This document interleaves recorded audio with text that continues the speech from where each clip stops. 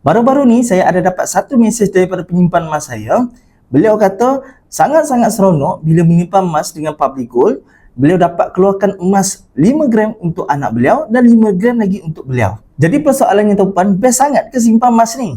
Saya dah tak ada jawapan lain selain best sangat. Aura emas ni sangat-sangat lain tuan-puan. Lagi kita tengok emas ni, lagilah kita rasa nak tambah emas ni. Tapi kalau kita tengok duit, makin kita tengok duit, makin kita rasa nak berbelanja. Apa yang best je simpan emas ni pada saya, emas ni dapat elakkan duit saya daripada bocor. Kalau dulu saya suka sangat belanja benda-benda yang tak faedah ni tuan-puan. Tapi sekarang, bila saya kenal emas ni dapat mengawal sifat boros saya. Dan lagi satu, emas ni juga dapat bantu saya ketika saya susah tuan-puan.